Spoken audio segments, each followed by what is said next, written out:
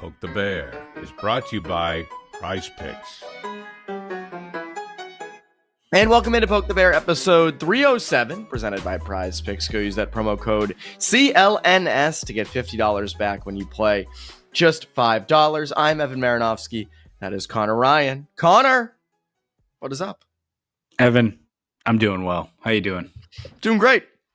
Doing great. And another letdown on Tuesday night. Another big old letdown. Had the Leafs right there. Cool win. Up 3-0. Could have been 3-0 after the first. I think it was Geeky who had the chance, like right around the buzzer. And it all goes to shit.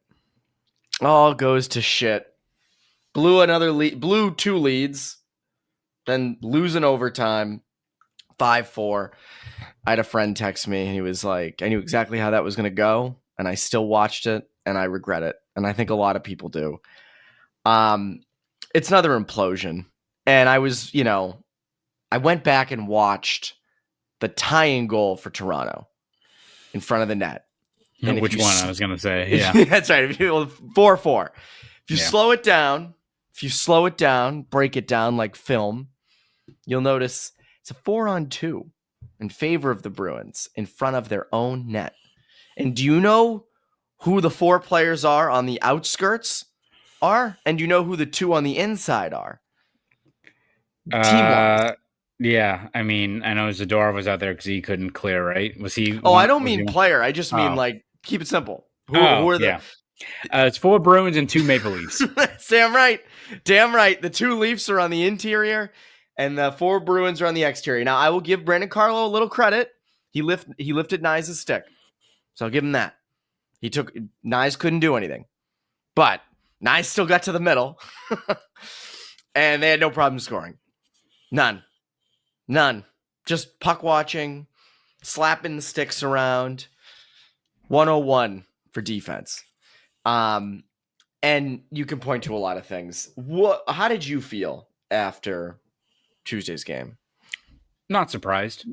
Like it's how this year has gone, right? Like it's one thing to not have puck luck, but and credit to Ty Anderson for having the unenviable task of charting out how many times Bruins have given up these back-breaking goals. But there's now been 25 times this season where the Bruins have let up a goal within the final 2 minutes of a period, including 4 times in the last 3 games. That is egregious. And so that's not puck luck. That is not the break's not going your way. That is the trend of a really bad hockey team. And I think you look at what Don Sweeney said on Sunday in his comments that kind of more or less breathed life into the fact that this team's probably looking at a sell-off before March 7th. And I think Tuesday just removes all doubt about what this team needs to do, because I think it was also Fluto Shinzawa, the Athletic. He had a story last night and called it an unserious team. And that is probably the best way to map out what this team is. What else are you expecting? When we've hit the point in the year in which the Bruins, a team that their team identity, their DNA, the foundation of their success is play in their own end, being stout defensively, and not giving any team, doesn't matter if it is a scrappy rebuilding team like the Anaheim Ducks or a high-powered offense, doesn't matter what the matchup is. The Bruins, for years, have been known as a team that locks things down and gets shit done in their own end and takes care of business in and around their goaltender. And I don't think there's any surprise of how that game played out. You know that this team's not going to get the clears. They're not going to make the right reads. They're not going to make the extra play. They had so many failed clears on that tying goal. You saw it coming. Like literally me and Ty and everyone else up at the top section of the Garden. Like Ty was saying, like, I can't believe Matthew's still out there, because he was playing for I think 2 minutes before they pulled their goalie. And so it's like he's gassed. But I'm like, let's see what happens. Like, we know what's going to happen. They're going to, whiff on these clears. They're going to, send the puck up. It's going to get batted down at the blue line, and Toronto's going to press, and they're not going to make the plays needed to win that game. And it sucks because that is not what we've seen from the Bruins from years now. But what are the games you have to look at in which you've seen situations where they've fallen into this same trap? It's the same sequences. We've seen it with games like the blowouts against really good teams like Carolina and Dallas and Winnipeg. We've seen them failing to protect leads late, like up in Ottawa in January. We've seen games like Vegas where you let 2 leads slip away there. It's just what we've seen. So at this point, I'm kind of just numb to it. Like as soon as Marner, I was gonna say I didn't feel anything. Goal, as soon as Marner scored in overtime, I'm like, that's about right. All right. To the show. At that point, I was more of like, I'm annoyed that they got a point out of it, because I'd rather, if you're not going anywhere, I'd rather keep on losing and bump up where your draft stock's going to be. Like I feel like now, a game like Tuesday just validates what this team needs to do before March 7th, and to try to put together a competitive product on the ice when you've got a team that's encumbered with so much bloat all across their lineup, and adding in the fact that I think like the straw that breaks the camel's back is no McAvoy and Lindholm. Like when you know that those guys probably aren't your late season additions that are going to give you a lift, like trying to stay competitive, trying to scratch and claw for a playoff spot right now, it's a waste of everyone's time. And that's how I felt that game was yesterday. Like, and it sucks because they started off really strong in that game. They were playing, they were peppering the net, they were moving their feet, they were doing things that for those brief like little spurts during some of these games, you're like, man, this team just got its shit together. And everyone locks in. Like they could be an underdog, but they could be a tough out. They could get a series of 6-7 games. You see that in like little tiny spurts, Evan. And then the reality sets in of what this team is. So that game sucked, but am I surprised? Hell no. Not at all. And I think you even look at, I think it goes to show the difference in high-end talent between the Leafs and the Bruins and where both teams are at. And obviously we clown the Leafs all the time.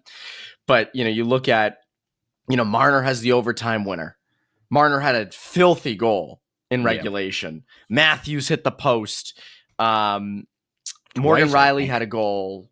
Ekman, guys are involved. I'm not Ekman Larson, not so much a high-end talent, but they have more high-end talent. And that's why they came better back. Than a lot of guys on the Bruins. Clearly, yes. I mean, it'd be like their number one defenseman right now. And I just, when you look at the Bruins last night, Pastrnak has an amazing game point-wise. That line cooks. The power play did pretty well. Still not enough. And as you said, that's where you miss a McAvoy and a Lindholm. And even on that tying goal, which I can't get out of my brain, the tying goal late by Pontus Holmberg. Ekman Larson, first of all, they failed to clear it like 2 times. Someone on the Leafs didn't have a stick and kept the puck in for like a split second. And then the puck gets cleared directly at Ekman Larson. He dumps it in. Zadorov and Nick Robertson go for a puck. You know who came out with that puck? Robertson. Who, Evan? Who's 5'9". This is why the whole big defenseman thing annoys me. Yes, of course, sometimes you clear guys out. Robertson beats Zadorov clean along the wall, beats him to the net because he's faster. And Zadorov is left there doing the old reach where you're like, you've seen it, the D, when they're beat and you're out like this. Mm-hmm. And I've seen it a lot this year. It blows me away. And sure, he cut off Robertson from going to the front of the net and having to pass it to the front. But the fact that he was able to win that puck battle, beat him to the post, it's like, and we've harped on Zadorov all year, so I don't want to spend like too much of that. There's other guys that deserve a lot of blame, but it's stuff like that where it's like, like, come on, what is going on? And it's, again, 2 Leafs inside, no problem, none. And then, overtime goal, you blew the lead, you blew a 3-0 lead and a 4-3 lead at that point. You didn't deserve to win the game. Sorry. Yeah, that point. And even if they win, even if they win, do you feel better? No. Honestly, I'd actually be more pissed because they're hurting their draft stock. Yes. And by the way, and I know I'll get shit for this, I don't care. I liked what Lowry did there in OT. He almost scored. I'd rather you try to make a play and fail. Make a play, especially if you're a younger player. And he had ups and downs, but he was money in the first period. And again, I think we'll talk about this a little bit later on. But if this season is shot to hell, which sure feels like it's that way, and you got really nothing to play for except the future, I'd rather you have guys like Lori take risks, try and fail, succeed at times, and gain that experience now, considering they're going to be a bigger part of the future moving forward. Same thing with Patra. Like, I'd rather give him more minutes down the stretch, see what you can do. And, we'll talk about it later, but let's see if a few other guys do that, because holy shit, Evan, there's a few guys on this line in this lineup right now that are doing absolutely nothing right now. So Zero. I was not perfect for Lori, right? But I am not going to fault a player for trying to make a play there when a whole lot of guys in that room on that bench are incapable of making a play right now. I agree. I'm fine with him trying to make plays. And I know there are mistakes. You could make an argument on that OT goal for Marner that the read should have been better and he should have just retreated. But you know what? He's trying to make plays. I'm fine with that. I'm fine with that. And I just, if you don't want to lose to the Ducks, and it's such a loser mentality to be rooting for losses, but it's where this team is at. They put themselves in this position. Now, they are only 2 points out of the wild card still, which is bananas to me. Only 2 points back at Columbus, 4 points back at Detroit. You're 8 points back at Tampa, who's hot as hell right now in the third spot in the Atlantic. But you are 2 and 4 points out of the wild card, which again, guys, and I here's the thing, I forget who alluded to it yesterday, but they're professional athletes. They're competitors. These are prideful guys. They're not going to lose games intentionally. Obviously, we're not asking for that. But, you've put a point, but you're still going to lose. At least win the damn game. I don't know. It's in a weird spot because we've never been in this spot, Connor, as in our jobs where the team we cover is just sort of no man's land, just complete no man's land. And, look, obviously you can rag on the D. We ragged on Zadorov a little bit. They're kind of getting left hung out to dry. Wotherspoon, Callahan, they're all playing up. And that's where, again, I'm not trying to make excuses, but guys like Wotherspoon and Callahan are 6th and 7th defensemen in the NHL who are playing regular minutes. And it's good for their development, no doubt, but you can't expect them to be these shutdown guys. They aren't. And this is what I think people have to get used to down the stretch here. You're going to have a lot of games. You're going to have more games like this. You're going to have more games where they blow these leads and they have these porous moments in their own zone where you're like, what the hell was that? But it's part of the deal. You just don't have the horses right now, right? And it's unfortunate, right? Like, again, if you were trying to find any sort of hope of what this team could be, not having McAvoy out there, most likely, again, I don't know why you would bring him back or push him back at this point. And then Lindholm, you're not getting that lift you need. The personnel is not there. And some of that is bad luck with injuries, right? But at that point, if nothing's going your way, why keep on swimming against the tide at this point? Just float out in the ocean. Just what else you got? At this point, not to be a very nihilistic approach here, but these games now, I'm just numb to them. It's the personnel is not there. The roster already in and of itself is flawed. And what else do we have to see at this point, Evan? I think we're well aware of what we got with this team. No, that's why it's I'm numb. People were laughing commenting on when I think was it the Buffalo game I kind of freaked out at a while ago. Yes. Yeah, I don't have it in me anymore. I don't. I'm like Howard Hamlin in Better Call Saul when he's got the Namaste plate. No. Yep. Zen. Yep. Nothing affects me at this point. That's it. Whatever happens, Connor. Yeah. Whatever happens. There's no Lalo Salamanca coming in now. We've already been shot in the face multiple times. Sorry for spoilers. Damn it! I actually have a few episodes left of that. I have a few episodes left of season 6, but you didn't really give anything away. No, and obviously I know he dies. He's not in. Lalo shoots multiple people in the face. I'm not saying he's shooting any person in particular. That's right. I'm saying that's right. So I love my biggest takeaway from Better Call Saul, by the way, so far is that I want Lalo to have his own show, and I wish he was in Breaking Bad because he shouldn't die. He shouldn't. But he's not in Breaking Bad, so you can kind of do the math. He's I on haven't even seen the vacation. scene yet. He's on LTIR, so That's you right. never know. Vince Saving Gilligan him. stashed him for the salary cap Yes. savings, so he could bring in Mike Ehrmantraut. Yes, so much exactly. money. Now seems like a good time to shout out our good friends over at Prize Picks. Prize Picks is the best place to get real money sports action with over 10 million members and billions of dollars in awarded winnings. Prize Picks has made daily fantasy sports accessible to all. You just pick more or less on at least 2 players for a shot to win up to 1,000 times your cash. Run your game all season long over at Prize Picks. Prize Picks invented the flex play, which means you can still cash out if your lineup isn't perfect. You can double your money even if one of your picks doesn't hit. And Prize Picks puts their members first, so all withdrawals are fast, safe, and secure. When my picks hit, I can get my money in as quick as 15 minutes. And Prize Picks now offers MasterCard for quick and easy deposits into your account this sports season. Pastrnak and Geeky are still cooking. Those guys are cooking. So goals, points, I take with those guys. That's about, unless it's a time on ice thing, that's about the extent of what I take with the Bruins. Go find another team. Make some picks there. So download the app today and use code CLNS to get $50 instantly after you play your first $5 lineup. Again, download the app and use code CLNS to get $50 instantly after you play your first $5 lineup. Prize Picks, run your game. Run away from the Bruins. One thing, you and I are in lockstep on this, that this team should sell, retool, whatever you want to call it. I was getting, I think you and I both quote tweeted that Seth Jones clip and we're like, yeah, rebuild's not the right thing. And people were replying to me being like, what else are they going to do? And it's like, there's a middle ground. You can retool. You can keep your core and your foundation, but you can change the pieces around it. And that's what I think they should do. And if it changes, then I will update my opinion. But one thing that hurts their retool, their selling at this deadline, is Trent Frederic being, potentially getting injured. We don't have any update on that yet. Joe Sacco had nothing on it on Tuesday night. Seemed to be a leg injury.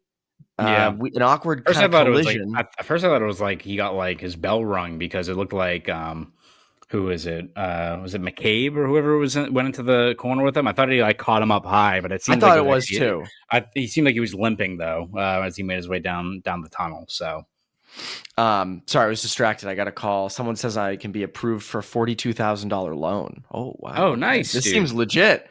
Seems legit. Huh. You bank that cap space.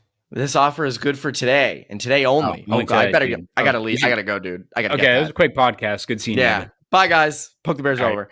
I love those stupid calls. Trent Frederic, though, obviously is a guy that's had a lot of value for a while. Teams seem to have this idea of him, of what he could be, being kind of a physical guy in the bottom 6. If he's out now, you can't trade him. If this is something long term, it might not be. But in the event that it is, this really hurts your deadline plans. And I do wonder, what's plan B? I mean, trading Frederic seemed like one of the most obvious things to do. Do you now trade Geeky? Do you now go harder to find a trade partner for Coyle or Carlo? What do you do next? Yeah, I mean, if he's out long term, like even if it's like day to day or something, he doesn't play on Thursday, I think that's fine. If it's like an actual long term injury or something like that, it's catastrophic for the Bruins in terms of. I mean, you look at all the trade chips the Bruins have. You ask me like which guy is the most likely to get dealt, it's probably Frederic. I think there's still, and listen, he's not had a good year by any means, especially offensively, but it does seem like a lot of teams are more intrigued by what he could be and how he'd fit with their team and what he could provide on the ice outside of the scoring, as to why he's still a hot commodity. Like I even saw, I think it was Frank Saravelli did like a comparable of like what you could get for him, and they compared it to Lars Eller when he was traded recently, and what, you got a second round pick for that? If you're the Bruins, you get a second round pick. Easy. Yes. But again, like if it remains to be seen if you're actually going to get a second and who's going to be that desperate. There's a lot of teams that would fall in line of like identifying Frederic as a third line physical player. Again, there's also a lot of like talk of where he fits in. Like that he's like a proven playoff guy. I've seen people say that. I don't know about that because I remember him being scratched against Florida 2 years ago. So, there's also part of that. But hell, I've also seen a lot of graphs of being like talking about Justin Brazeau and how like he's a guy that could be like Brazeau is phenomenal. great He could be a number one right wing, Trent Frederic number one left wing. Those guys are worth at least 3 first-round picks each. NHL GMs. If you're the Bruins and you're trying to move these guys, you keep on retweeting those graphs that are, don't look at what Brazeau retweeted it from the main account. Sorry. Yeah, don't look what Brazeau's done like the last 20 games or so. But no, like it does seem like Frederic's still a guy that I would be surprised if you get a second, but if you're the Bruins, you will take it. But if he's hurt, then that takes away a guy that probably wasn't going to be here long term anyway, and a guy that, even if he moved, is he moving the needle enough for you right now that it's going to like bottom out your season? Probably not. Like the way it's going right now, like you're just not getting much of anything from that third line. You can replace him with anything at this point. And again, I don't mean to sound like a dick, but it's true. Yeah, just the way the year's going, right? You just got to face reality of what the situation is. And so if you're the Bruins and you're already, I think, accepting what you have to do. If you have guys like him go down with an injury, that's not great because, even if it's a third round pick, you need to get something for this player. And if teams are going to balk at that now, if he is hurt or he's out of the equation entirely, you know what? That would just be par for the course of how this year has gone. The Bruins finally, I think, have a path of what they need to do.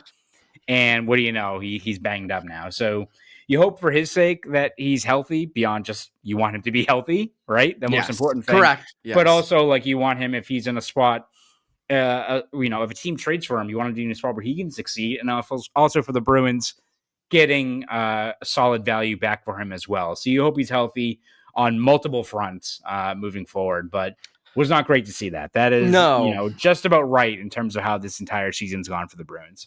I do wonder the trickle-down effect of this. Not that they were only ever going to trade Frederic, but if you can't trade Frederic, there probably is now more of a push for trading other guys. Like, do they look at it? Like, we were on the team of re-sign Morgan Geekie and, move forward as, he's an RFA, move forward as you would have prior. Are you now open to that? Trading Coyle and Carlo is a next step. It is a deeper retool. Like those are guys who are important to. I was reading Jonas Siegel from The Athletic, who covers the Leafs, wrote a story yesterday on Tuesday talking about how Charlie Coyle would actually be a perfect fit for the Leafs, and he was kind of spitballing what would be a potential trade package back. And one of the things he said was at least a first, because it's in the division. So from a rival and, a young player with some control. Is that a Nick Robertson? Is that a Simone Benoit? I don't know. A first excites me. It would be a low first. Yeah. It's a low first. It's a first. But it's a first. That's the thing. Like that is a first round pick. So I would entertain it. And I just wonder if this makes them go deeper than they normally would have gone in trading guys off the current roster. Like if Frederic, let's just say Frederic was fully healthy and fine. Would they have just traded like Frederic, Brazeau, maybe Peak, like maybe Korpisalo, and those are, Peak and Korpisalo would be legitimate, big guys to trade. But now do you go deeper? Do you now say, all right, let's really consider Carlo. Let's really consider Coyle. Let's really consider Geekie. I just wonder if it makes them go a little bit deeper. And you wrote about this, over the weekend, earlier this week, when you talk about kind of the trimming the fat off the team. A lot of guys on the not pulling their weight contractually, and I think I was thinking about it today of sort of like that we always kind of mirror them and compare them, but those 2013, 14, 15, 16, 17 Bruins. It was the core was there. It was moving the guys around that core to help supplement the main core, and it worked. I mean, they went to the Cup in 2019. They had a lot of years there where they were, really good. I think you need another one of those. You don't need a rebuild. You don't need to, completely shift the core. And we'll probably get into this a lot more as time goes along. But like, you have plenty of time to talk about it. Evan, I was gonna say, but I was gonna say was, the Blues are looking to trade off some pieces. Alex Tuck with the Sabres, Quentin Byfield now potentially with the Kings. Like, do you start? I don't know what the hell that is. Looking into that stuff like that. I don't know. not to get too far down the rabbit hole, because I think, again, we're going to have a lot of time to talk about it, but like that is, I don't know if the Bruins have the assets to get a guy like Byfield, but that's a player that you would imagine is what they would identify. Like, I don't, of like 22, maybe he hasn't lived up to his potential, even though I think Byfield's a guy that you don't really weigh his impact off of just his baseline numbers. He's such like a big bodied two-way centerman. Had 55 points in 80 games last year. And he had like a 4-assist game earlier this week. But like that is, I think, who the Bruins are. If they are trying to acquire, it's someone either like a depressed asset or a younger player with term control that you add as being part of that next group, right? You're trying to make trades that are either a younger player or like a Zaka.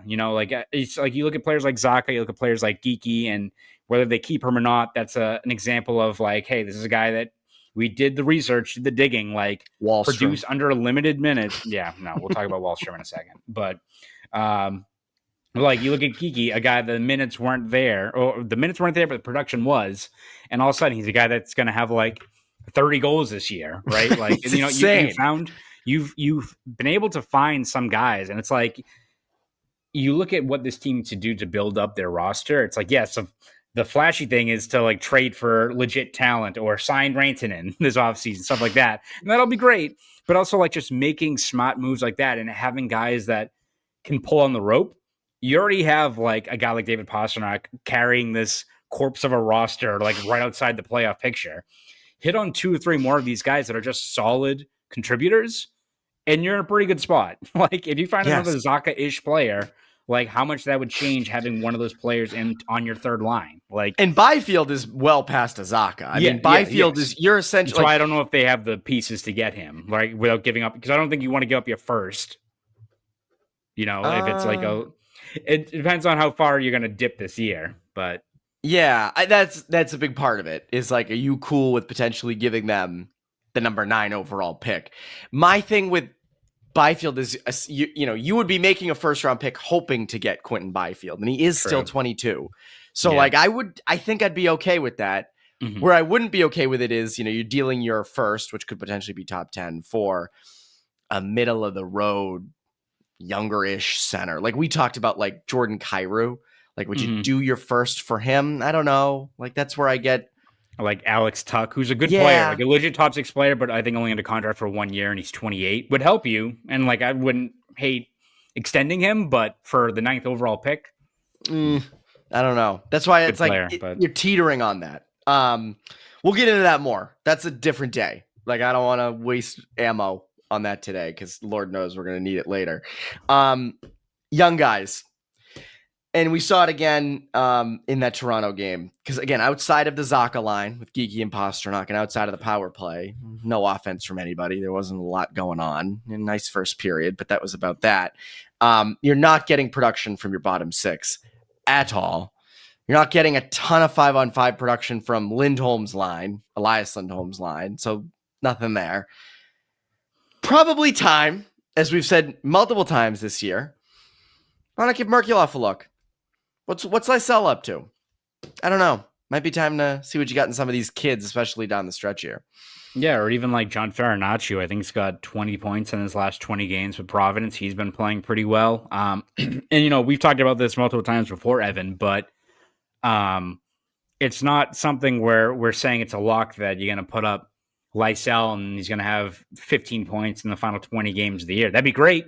You'd be wondering why the fuck he wasn't up here earlier, but I'm not expecting that. I don't expect that to happen, no. Yeah, but I'd rather you figure out what you have in these guys instead of wasting. It feels like right now they're wasting everyone's time. They're wasting the players' time. You got a guy like Merkulov, who's been a point-per-game guy for over a year now down in the AHL. You got Farinacci playing well. Lysell, it's more of the skill as opposed to the production, but like, again, he's running out of time in terms of how long he's been down there. And you look at Sweeney says on Sunday that they'd consider calling those guys up if their play merits it. And Cam Neely in January is talking about like calling up younger guys and how they have to outscore their mistakes. It's like, well, what are the guys up on the NHL roster doing right now in terms of one, outscoring their mistakes and whether they merit being in the lineup? Like, has Oliver Wahlstrom, who has 5 penalties taken and 2 points, 5 penalties taken, He's and outscoring. 2 points. He's out penalizing Is his. is he scoring. is his play It's great. meriting it, or is he outscoring his mistakes? That penalty he took, like, gave him that power play that gave the Maple Leafs new life in the third period. That was like one of the most critical parts of the play, off of a careless offensive zone penalty. Like, you can't do that. And it's one thing if he was, David if he, Pastrnak. yeah, or if he was like had 9 goals in his 18, 19 games, whatever he's playing. He's not. And it's like, I saw someone post it, I think it was on Twitter or something, that was like, if that was Merkulov instead of Wahlstrom out there, he'd be like waived like 5 times over at this point. He'd be gone. Or he'd be sent out of Providence. Yeah. Be gone. So it's something where, listen, if this team's already not going anywhere, and like you're worried that Wahlstrom and Merkulov can't cut it and aren't good, well, congratulations. Let's call them up and find out, because how are they any different from the slop you've seen up at the NHL level right now? What's Trent Frederic giving you? How is it any different? I'd rather you like watch 20 games of Merkulov and be like, yikes, well, at least we know now. All right, like, he's not in the equation anymore. And like, if he's playing poorly, it's not any different from what you've seen from Wahlstrom. And if you're losing games, that's also fine too, because I'd rather you keep on getting a higher draft pick. It's like the same as like Laura. I like that in a game like that, you go through the growing pains, but you saw how impactful you could be at the start of that game. You have the growing pains, you learn, you fail, but it makes him a better player moving forward. And it's not saying that Merkulov and Lysell and those guys are going to be on the same trajectory. We don't know for sure because they haven't been called up yet, but I'd rather you see what you have in them than have them go down to Providence and they're trying to see what more you can get out of guys like Frederic or Brazeau or Wahlstrom. Like, what are we doing here, Evan, at this point? And they're making mistakes too. It's not like they're playing these flawless games and just not scoring. Exactly. Like, Frederic doesn't have a point. Frederic has 1 point in his last 11 games. I think Brazeau has similar numbers, hasn't scored a goal since January 5th. What Georgi Merkulov has produced in the AHL. Like, that to me is the one. And we saw it in spurts when he was up here. Has the skill, has the offensive ceiling, all that stuff. He's outscoring, though. He will outscore those guys at the NHL level. I mean, that's what blows me away. Why is he not up here? What is the plan for a guy like him? Are you looking for the first or second line center spot to open up? Do you not think he can play on the third line? If that's the case, then say so. Then say, hey, look, we don't think he's a bottom 6 guy. We think he's a top 6 guy. We want him starting from the beginning of a season up, building chemistry. We don't want him out there in garbage time minutes here in February, March, and April. Then say that, but they don't say that. They don't. They keep teasing him. They keep, if they play well, if they outscore their mistakes. I'm sorry. And here's the other thing, right? When it comes to younger players, they've actually given Mason Lohrei a pretty good leash this year. Pretty good leash. He's made a ton of mistakes, but you also see the flashes. You see the plays. He had 2 assists the other night against Anaheim. He had, a good offensive game against Toronto on Tuesday. He's their highest point getter for defensemen. He's had, again, almost goals and almost, assists and all that stuff. You see, he's developing. And I know the NHL is not a developmental league. I get that. But he is getting the chance to do a little bit of both at the NHL level. You're telling me Georgi Merkulov can't follow a similar track given what he's given you in the AHL? So I don't get that. The Merkulov thing I really don't understand. So again, clarification would be nice on that, because again, it's not like you're getting a lot from your bottom 6 guys in the NHL or even your freaking second liners. You're not getting a lot from them either. So what's that's why, like, people are like, oh, you need to get a player back for Frederic. I'm like, no, you don't. You think you need to get a player back for Trent? No, you need a draft pick. You can slot Merkulov up there and he will be just fine. And if he's not, at least you'll know. So there's that. I did get a little animated there at the end there. I said I was going to be cool, calm, and collected. But I think as a whole, though, we were on the same wavelength. So we were based today, thankfully. Yes. We always are. Connor, what can the people look forward to from you over at the Globe and Boston.com? Yeah, we're going to have you covered every step of the way this Bruins season over at theglobeandboston.com. We've got features, columns, breakdowns, analysis, all that good stuff. So please read all of my stuff over at boston.com and the Boston Globe. And if you want to follow me on Twitter, X, whatever it's called, you can over at Conor Ryan _93. Go do all that. That's Conor Ryan. I'm Evan Marinofsky. Poke the Bear listeners. Have a great rest of your week.